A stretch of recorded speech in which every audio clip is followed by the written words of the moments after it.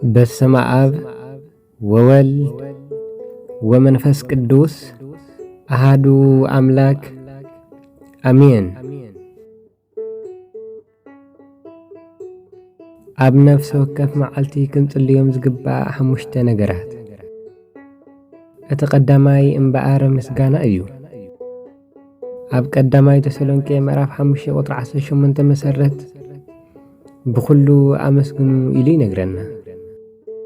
ስለዚ ናብ መደቀሲኹም ቅድሚ ምኻድኩም ስለ ጥዕናኹም፣ ስለ ህይወትኩም፣ ስለ ስድራ ቤትኩምን ስለ ኩሉ ነገርን እግዚአብሔር ምምስጋንን ኣይትረስዑ። ርግጽ እዩ ኣብቲ ክትኮንዎ እትደልዩ ቦታ በፂሕኩም ዘይክትኮኑ ትኽእሉ ኢኹም። ሓደ ነገር ግን ፍለጡ፣ ሕጂ ኣብቲ ቅድሚ ሕጂ ዝነበርኩምዎ ቦታ ድማ ኣይኮንኩምን ዘለኹም። ህይወት ብእትደልይዎ መንገዲ እናኸደ ዘይክኸውን ይኽእል እዩ። ይኹን እምበር ክሳብ ሕጂ ብህይወት በምህላውኩም ጥራይ ንምስጋና እኹል እዩ። ጸሎት ዝመጽእ ነገር ወላ እንተደንጎየ ምስጋና ግን የብዝሖ እዩ። ንደቅኹምን ስድራ ቤትኩምን ክትምህርዎም ዝግባእ ነገር እንተሃልዩ እዚ እዩ። ነገራትኩም ዝበዝሕ ከተመስግኑ ከለኹም እዩ። ስለዚ ዘውትር ኣመስግኑ። እቲ ካልኣይ እውን መሪሕነት እዩ። ኣብ ህይወትኩም ትኽክለኛ ውሳነ ክትፍስኑ እንተደሊኹም መሪሕነት ካብ እግዚኣብሔር ድለዩ።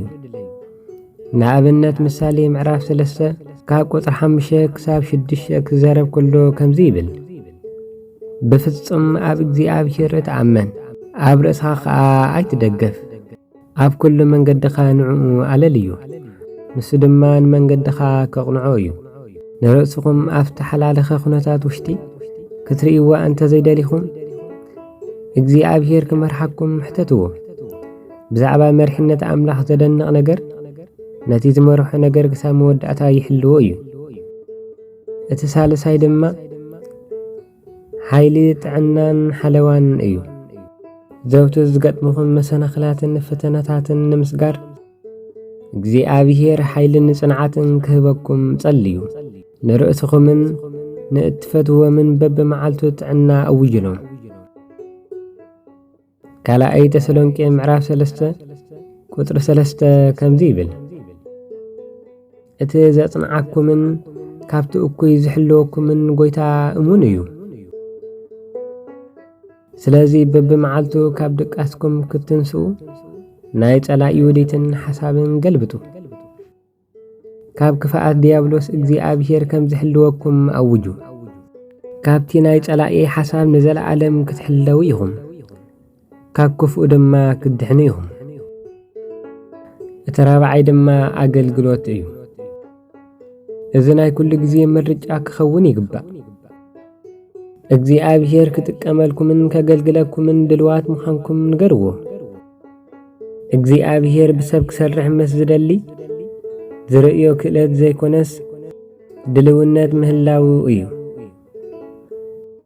ስለዚ ኩሉ ግዜ ክትነቕሑ ከለኹም ርእስኹም ንእግዚአብሔር ኣዳልው። እግዚአብሔር እውን ብኣኹም ገይሩ ክጥቀመልኩም እዩ። ስለዚ ኣይትረስዑ። እግዚአብሔር ጽውዖ የብቅዖ እምበር ብቑዕ ኮይኑ ዝጸንሕ ኣይጽውዕን እዩ። ስለዚ ርእስኹም ንእግዚአብሔር ብዝሃብኩሞ ቁጽሪ እግዚአብሔር ንርእሲ ሓይልኹም ብምሕዳስ ከድንቐኩም እዩ። ናይ ብዙሓት ሰባት ህይወት ብሰንኪኹም ክልወጥ እዩ። ስለዚ ጐይታይ ክትጥቀመለይ ተዳልየ ኣለኹ ብምባል ርእስኹም ኣዳልው። እቲ ሓምሻይ እውን ጥበብ እዩ። መልእክቲ ያዕቆብ ምዕራፍ 1 ቁጥሪ 5 ከምዚ ይብል፣ ካባኻትኩም ጥበብ ዝጐደሎ እንተሎ ነቲ ብለጋስ ዝህብ ኣምላኽ ይለምኖ።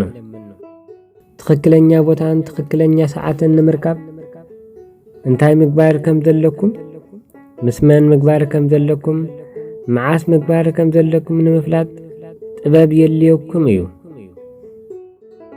መጽሓፍ ቅዱስ ከም ዝብሎ ጥበብ ናይ ኩሉ መሰረት እዩ። ስለዚ መዓልትኹም ክጅምሩ ወይ ድማ ናብ መደቀሲኹም ክትከዱ ከለኹም ብዘይ እዞም 5 ነገራት ኣይትጀምሩ፣ ከምኡውን ኣይትወድኡ። ናይ ሎሚ ትሕዝቶና ነዚ ይመስል ነይሩ።